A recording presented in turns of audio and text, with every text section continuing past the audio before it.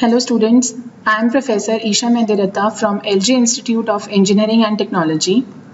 So today we will be discussing about thermal conductivity of metals, and we will be discussing a law wherein thermal and electrical conductivity are related. This law is actually the effect of classical free electron theory. If you find any queries related to any topic in today's video, you can contact me on this below mentioned email ID, that is isha.mendiratta@lginstitutes.edu.in. So let's move on to our topic.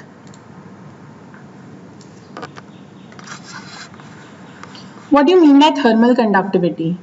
Like you all are aware, metals are good conductors of heat and electricity both. So what is heat flow? From where or how does heat flow?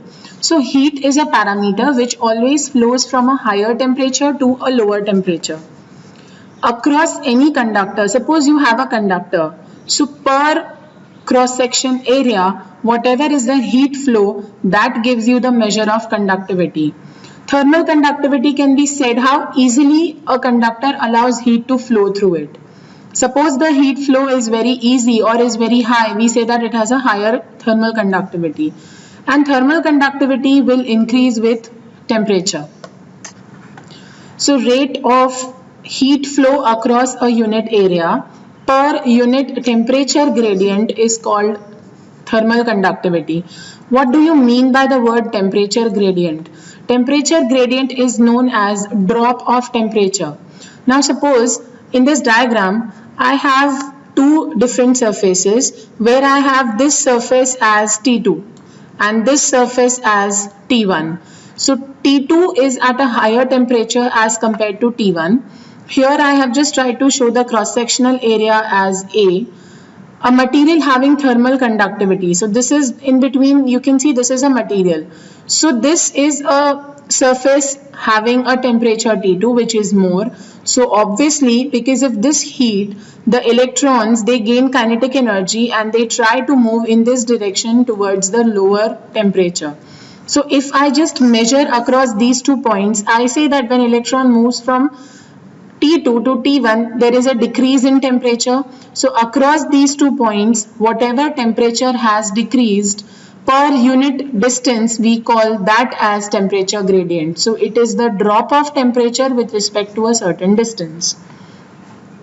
So again, rate of heat flow per unit cross section of a conductor per unit temperature gradient is known as thermal conductivity. Its unit is watt per meter into Kelvin. We have Q dash is known as the rate of heat flow. You can also define conductivity as K is equals to Q upon dt by dx, wherein you can write Q is equals to Q dash by A. A is the cross-sectional area of conductor and dt by dx is the temperature of conductor.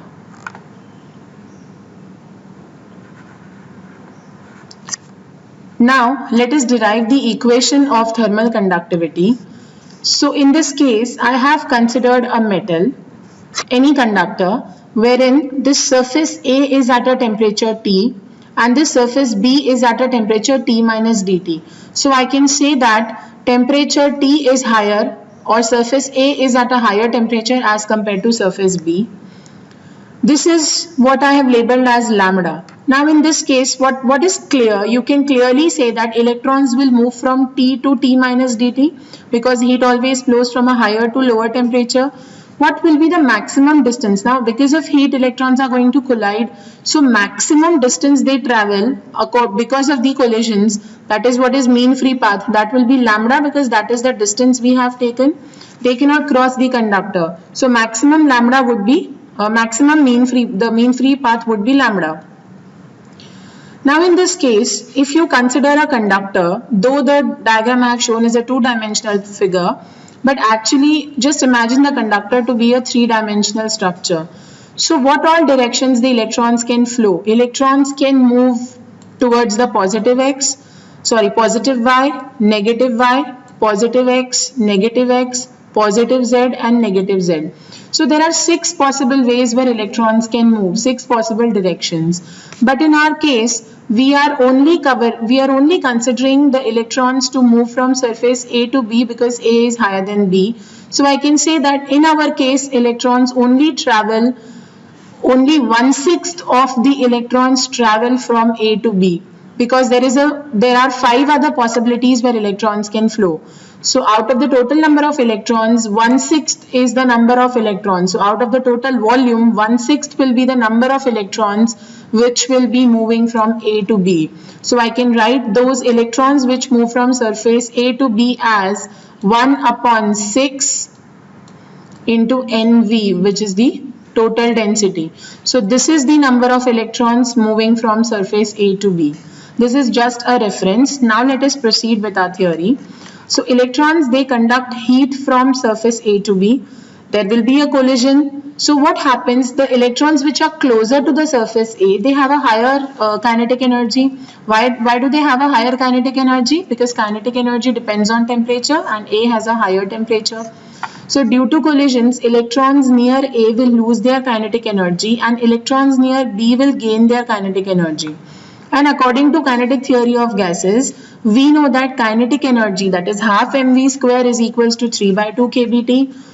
So kinetic energy of electrons near the surface A will be 3/2 kBT and near the surface B will be 3/2 kBT minus dt, because this is the temperature of surface B. So the excess energy carried by electrons in moving from A to B. What will be the excess energy? We know that A has more. How much more? dt is more at A as compared to B. So the total amount of energy, the excess energy carried by electrons from A to B is 3/2 kB dt, because dt is the temperature which is more at surface A compared to surface B. Now in a conductor, electrons can travel in all directions, as I just said. So the number of electrons moving from A to B in unit time will be 1/6 NV. Why 1/6 NV? Because A to B, according to the diagram, indicates positive y direction. So only 1/6 of all the directions. The total energy transferred from A to B per unit time will be number of electrons into the kinetic energy they carry. So total energy, this is the energy of one electron. How many electrons are present? These many electrons move. So total energy will be a product of this into this. So we get 1/6 NV into 3/2 kB dt. So we get 1/4 NV kB dt. So this is the energy which is more at A and that will be carried to B.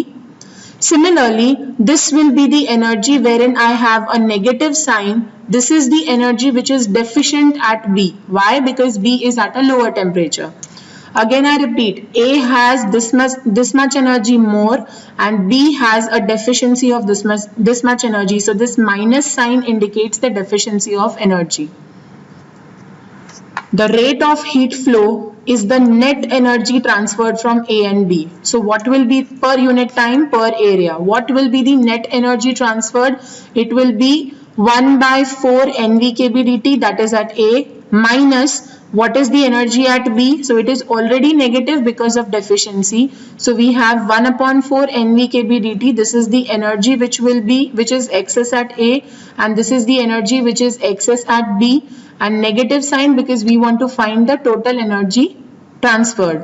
So energy at A minus energy at B. So that will give us the value half NV kB dt. But what do you mean by rate of heat flow per unit area per time?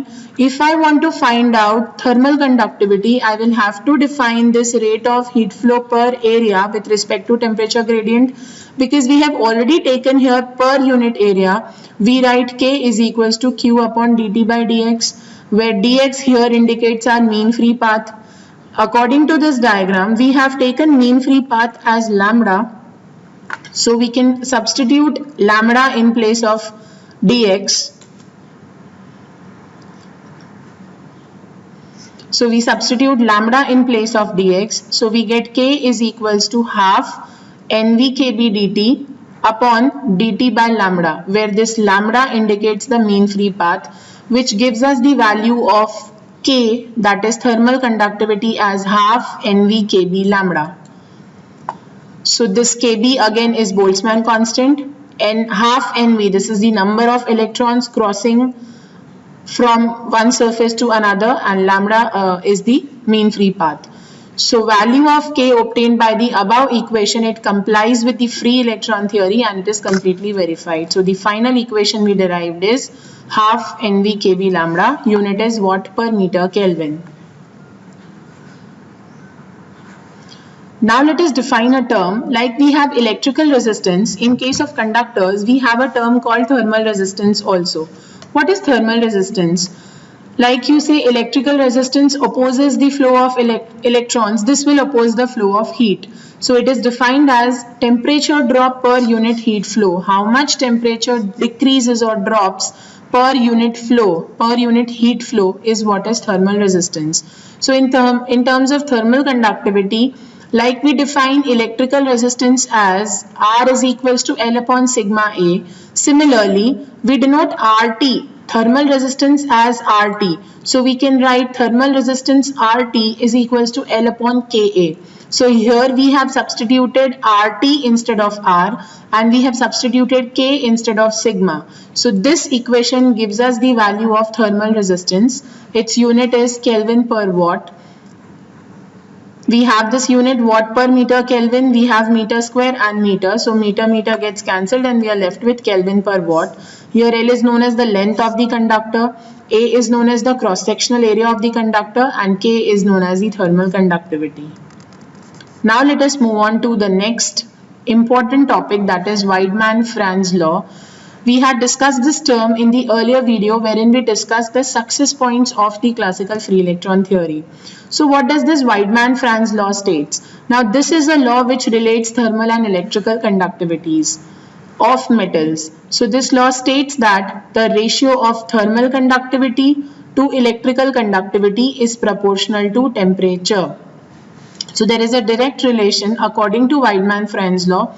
Relation between what? Relation between thermal and electrical conductivity.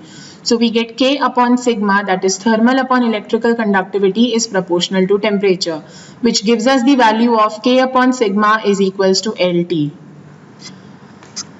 where this term L is known as Lorentz number. It is a constant, like we have Boltzmann constant. Similarly, Lorentz number is a constant which actually has the value 2.44 into 10 raised to 8 watt ohm per Kelvin square. Now this law, the Weidmann-Franz law, it practically has a relationship which is based on the fact that heat and electrical transport both involve free electrons. Heat flow also requires electrons and electrical flow also requires electrons. Now according to Weidmann-Franz law, because they are related, but see this relation does not hold true at low temperatures. Why does not hold true at low temperatures? Because if you decrease the temperature, if you consider very low temperature, you will be having a very low value of thermal conductivity. But on the other hand, at low temperatures, because the vibrations are less, the material is stable, you have a higher value of electrical conductivity. You can say a very high value of electrical conductivity. So this exact relation, that is K upon sigma is equals to LT, this is true for room temperatures and above, but this does not hold true for very low temperatures, because at very low temperatures both the type of electrical and thermal conductivities, that is both the conductivities for metals, do not have a proportional relation. They vary differently.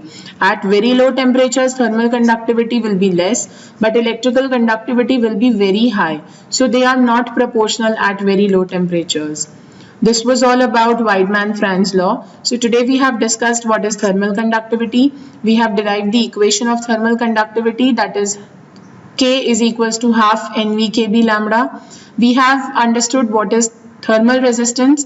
It is a property of metals which resists the heat flow. And then we have discussed the topic Weidmann-Franz law, which is a law relating electrical and thermal conductivities of metals. If you find any queries in today's video, you can get back to me on my email ID. Thank you.